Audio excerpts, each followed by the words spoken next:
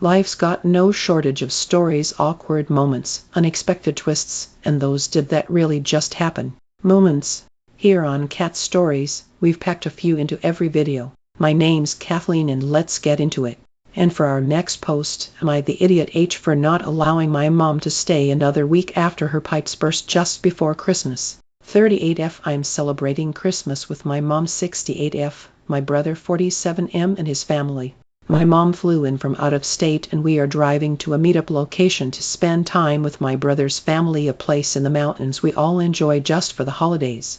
All of us live hours away, our mom being the furthest, on the opposite coast. My brother and I are several hours away by car. This year we received the bad news that, while my mom has been at my place, her pipes froze and flooded her basement. She is upset, understandably. I helped her get everything started and have her insurance, a cleanup team and a general contractor all working on her place while she is with me. She then broached the topic that she wanted to extend her week stay to 2 weeks or more. I said no, I need to get back to my regular routine and get ready to return to work. She's welcome to stay here as originally planned, which is until Saturday. Then she said she may ask to ride back with my brother and his family to their home in another state opposite direction than me. She refused to ask him until Christmas, so Elle gave my brother a heads up last night so he has a chance to speak with his wife. I also told him that he's under no obligation to say yes, as she is still welcome to stay with me until Saturday and her insurance company will be footing the bill for most of her stay at a hotel and meals if her residence is uninhabitable, which we do not know at this time. He told me he didn't have room to take her back with him, 3 people in his car and no room for a 4th, assuming luggage is the issue, that I should let her stay with me because she's lonely. I told him I understood that, but I'm not wrong for wanting to cap my time with her at the 1 week originally planned. He had left that text on send. My mom can be a challenging personality, and with this unfortunate development, she's even more difficult. I love my mom, but I'm tired. I want my house back and don't want to be criticized or complained at. I refuse to allow my lonely mother to extend her stay with me, despite the recent damages to an unknown state of her home. Am I the idiot H for prioritizing my space and personal downtime over my mother's emotional needs?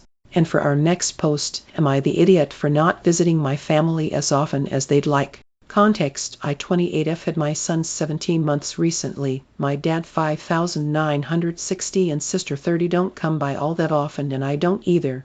I have never missed a get-together, event or birthday. We found out a few months ago that, during the end of my pregnancy and recovery from my C-section, I had a fractured pelvis. This had made it hard to sit in a car, let alone drive. I'm better now, but my car died about a week ago. Recently they visited my grandmother and didn't tell me, instead choosing to say they didn't think I could make it because of my son's nap schedule. I told them that was my concern and not theirs. This caused a big argument where my dad brought up how they had been patient when I had to leave early to care for my cats. I had a diabetic cat who sadly passed away this year. While you were pregnant, I don't know what he meant, and when you had a newborn and for nap schedules. Now my son was hard as a newborn. He had infant dysphagia, in which he would suddenly scream at the top of his lungs to poop. He also started teething at 2 months, and at the same time we had a soy sauce bottle explode in our kitchen at 2 a.m. This caused him to no longer sleep well, even to this day. I haven't visited much due to having been in pain, having a difficult child and car rides, not being able to drive without pain, and my dad's dog having snapped at my son. Neither my sister nor my dad want to take responsibility for the dog and ignore it when it's mentioned. I will mention they are both allergic to cats as well, which I understand and respect them coming anyways. TLDR, my family is upset I don't visit them often outside of get-togethers, events and birthdays. Yet I've tried to explain to them why. Am I the idiot?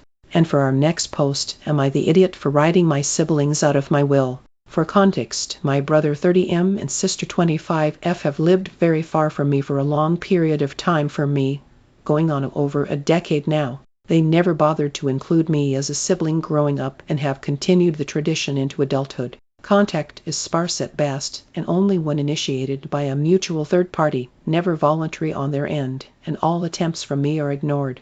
I have received a medical diagnosis that isn't looking good, and I wanted to ensure that, Should the worst come, my affairs would be in order over the next few years.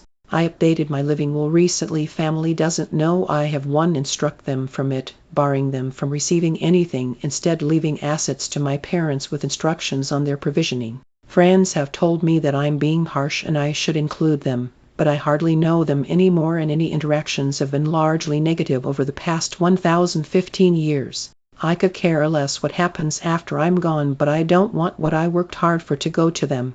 And for our next post, am I the idiot for getting engaged after my brother's wedding? Edit, paraphrased some direct quotes and removed some potentially identifiable info. My brother and his now wife got married 3 days ago. A very small destination ceremony, under 15 people total. My now fiancé and I extended our trip after everyone went home and spent a couple of days exploring the Grand Canyon, a couple hours north of the wedding, where he proposed. When I shared the news with my brother and now SIL, he responded with hostility, saying that it looked like we were competing. I apologized, quickly realizing that he was advocating for my SIL and that she felt hurt, although I'm truly failing to understand why. I also texted her a separate apology and explained that it was not our intent to encroach and just wanted to share the news with family and that it's my belief that there's room for happiness for everyone. She did not respond. In response to my apology, my brother doubled down and said the timing and location were hurtful and that we shouldn't plan around the wedding. And for our next post, am I the idiot for asking to stay one more hour at my mom's on Christmas from my dad? Hey everyone, so for a bit of context, I 18F have level 2 autism and don't really handle being yelled at particularly well, plus I tend to avoid conflict. This also happens every Christmas except for last one where he got COVID.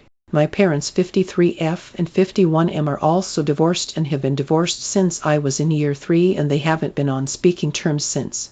I've also been living with my mum without swapping weeks since about 2021. It was my decision after a large argument I got into with my dad after my at the time doctor labeled him as being abusive. So on to the story. About a week before Christmas, my dad called me up and insisted on picking me up at 12 p.m., which I've always tended to hate since I never get enough time to talk to my mom's side of the family. I asked him if I could have more time, like an hour or two, which was when he started screaming at me over the phone. During this conversation, he mainly calls me stupid for not understanding street smarts and how my mum is clearly drugged up and convincing her ex to be her drug dealer. My mum's ex was going to be at the party because my half-sister's children being there. He proceeded to dismiss the time one of my doctors called him abusive before I eventually gave up and gave in to the idea of being picked up 12 p.m. Despite being obviously upset about it, I was crying because of him yelling at me.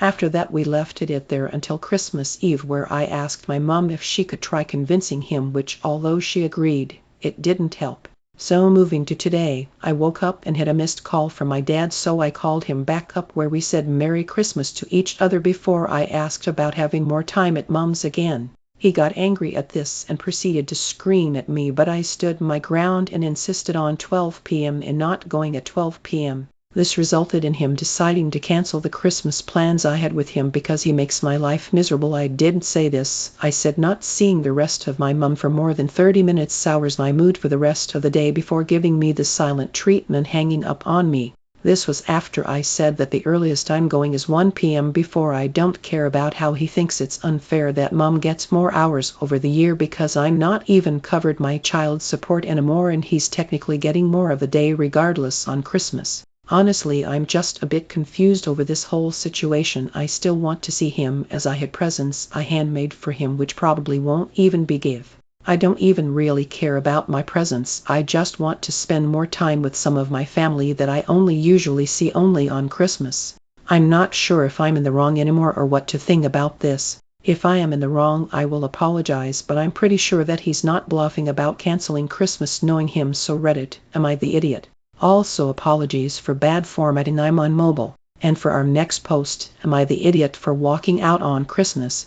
I am not a very social person and the holidays can be very taxing for me. My extended family is in town from all over the world and for the past month they've all been here. It's the biggest gathering in recent memory. Every day there is a big group activity or meal with family. Myself and my husband work full-time at a very stressful job and we are also experiencing financial issues. so we were expected to join family functions while continuing to work, and we only had a few days off for Christmas. I tried to set boundaries, but honestly it's difficult because I'm the oldest of my siblings and I feel a lot of obligations and pressure. My husband has been on and off reacting strangely. Sometimes he's in a terrible mood and doesn't want to talk or engage. When he's like this, he is impatient with me and doesn't want to hear me vent about family or anything I might be upset about. Other times he seems okay. I know he's missing his own family. They live in another country and we made the choice not to fly to see them this Christmas because of finances. Last night was Christmas Eve and the entire family is meant to unwrap gifts together. It's a tradition. On the way there, I take my younger cousins and husband to get ice cream. I get some for my mother too. When we get to the house, my mother immediately asks where the rest of the ice cream is and blames me for not getting enough for the entire party, although she knew I was going to the ice cream shop and hadn't clearly asked me to. She just expects me to know these things. Everyone starts avoiding me, which is generally what happens when my mother and I get like this. For them it's less drama with me being the scapegoat because it happens so often anyway. I'm wandering around and my husband is in another room entirely talking to my younger cousin and brother. He says to me that what my mother did was messed up, but there's so many people there and I'm feeling socially anxious and tapped out, so I can't properly respond. I say I'm feeling overwhelmed and I want to go somewhere quiet with him. I want to say more, but my husband is in a strange mood again and doesn't wait to let me finish. He decides to leave me instead and play a game with a cousin across the room. I'm feeling totally isolated at this point. By the time my husband comes back, I'm at my breaking point and I just need to leave the house. I tell him that and walk out without him, and I actually go home. Feeling alone in a huge social gathering where everyone is avoiding me and where I've been publicly shamed is the worst feeling to me. Eventually I go back, but it's hours later and everyone acts like nothing happened except for my husband. He says I crossed the line and he's not talking to me. Am I the idiot? Alright, that's it for this one. If these stories made you smile or think, hit like and subscribe for more. Oh, and don't forget to share your own stories in the comments. I love hearing them. See you next time. It's Kathleen. See you all later.